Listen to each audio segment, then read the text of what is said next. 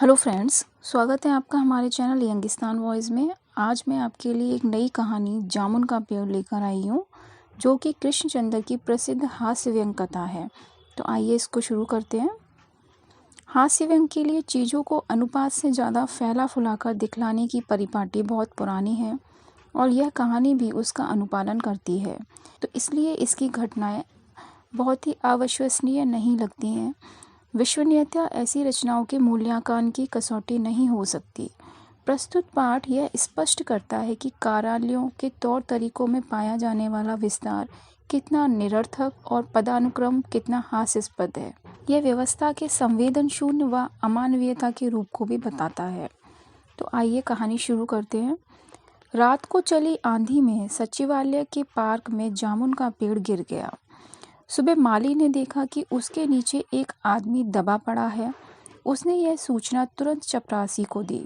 इस तरह मिनटों में दबे हुए आदमी के पास भीड़ इकट्ठा हो गई। क्लर्कों को रसीले जामुनों की याद आ रही थी। तभी माली ने आदमी के बारे में पूछा। उन्हें उस आदमी के जीवित होने में भी संदेह था। तभी वह आदमी बोल पड़ा। माली ने पेड़ हटाने का सुझाव दिया, परंतु सुपरिटेंडेंट ने अपने ऊपर के अधिकारी से पूछने की बात कही। इस तरह बात deputy secretary, joint secretary, chief secretary, minister के पास पहुंची। मंत्री ने चीफ सेक्रेटरी से कुछ कहा और उसी क्रम में बात नीचे तक पहुंची और फाइल चलती रही। दोपहर को भीड़ इकट्ठा हो गई। कुछ मनचले क्लर्क सरकारी इजाज़त के बिना पेड़ हटाना चाहते थे कि तभी सुपरिटेंडेंट फाइल लेकर भागा भागा आया और कहा, यह काम कृषि विभाग का है, हम उनको फाइल भेज रहे हैं। कृषि विभाग ने पेड़ हटवाने की जिम्मेदारी व्यापार विभाग पर डाल दी। व्यापार विभाग ने कृषि विभाग पर जिम्मेदारी डालकर अपना पल्ला झाड़ लिया। दूसरे दिन भी फाइल चलती रही।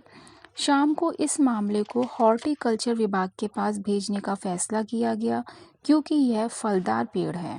हॉर्टिकल्चर विभाग ऐसा विभाग है जिसके अंदर जो भी फलदार पेड़ होते हैं वो आते हैं। रात को माली ने दबे हुए आदमी को दाल भात खिलाया, जबकि उसके चारों तरफ पुलिस का पहरा था।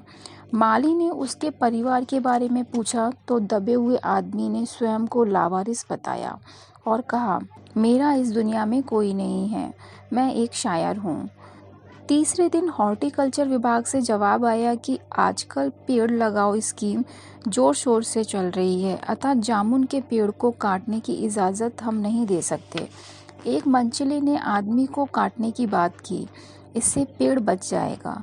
दबे हुए आदमी ने इस पर आपत्ति की और कहा, ऐसे तो वह मर जाएगा। आदमी काटने वाले ने अपना तर्क दिया कि आजकल प्लास्टिक सर्जरी बहुत उन्नति कर चुकी है। यदि आदमी को बीच में से काटकर निकाल लिया जाए तो उसे प्लास्टिक सर्जरी से जोड़ा जा सकता है। इस बात पर फाइल मेडिकल विभाग भेजी गई।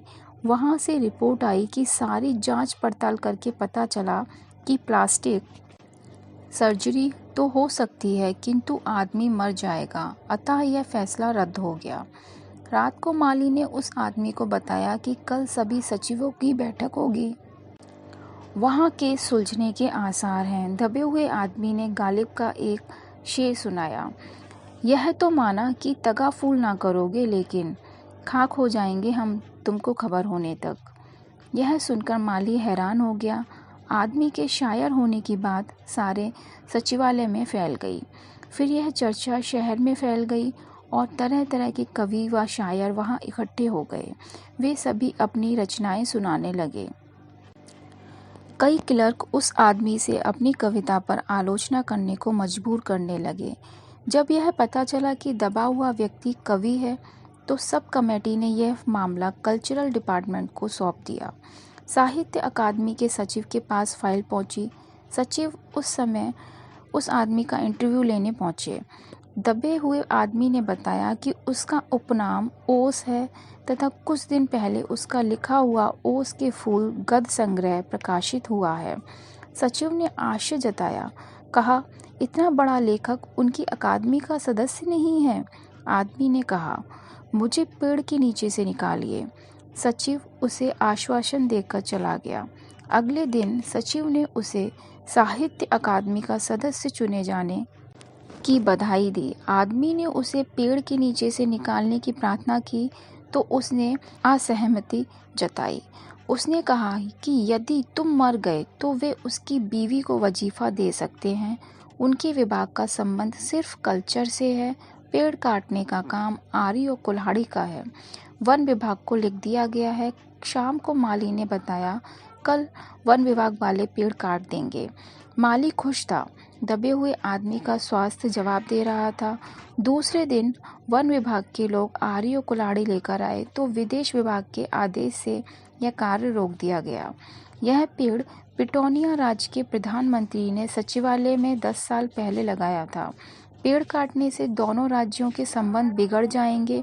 दूसरे पिटौनिया सरकार राज्य को बहुत सहायता देती है। दो देशों की खातिर एक आदमी के जीवन का बलिदान दिया जा सकता है।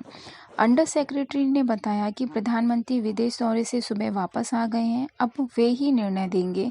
शाम के 5 बजे स्वयं सुप्रिटेंडेंट कवि की फाइल को लेकर आया और चिल्लाया कि प्रधानमंत्री ने सारी जिम्मेदारी स्वयं लेते हुए पेड़ काटने की अनुमति दे दी है। कल यह पेड़ काट दिया जाएगा। तुम्हारी फाइल पूरी हो गई। परंतु कवि का हाथ ठंडा पड़ चुका था। उसके जीवन की फाइल भी पूरी हो चुकी थी। तो ये थी आज की कहानी जामुन का पेड़। तो ये कहानी आपको कैसी लगी हमें कमेंट सेक्शन में ज़रूर बताएं। यह कहानी दोस्तों हमें आज भी सरकारी विभागों की कार्यशैली पर विचार करने के लिए मजबूर करती है कि किस तरह आज भी एक जीवन का मूल्य एक पेड़ के मूल्य से कम है। अगर विभाग ने अपनी जिम्मेदारी को सही समय पर पूरा कर लिया होता तो एक जीवन को आज बचाया जा सकता था, पर अफसोस ऐसा ना हो सका। तो नई कहानी के लिए हमारे चैनल को सब्सक्राइब करें। जय हिंद।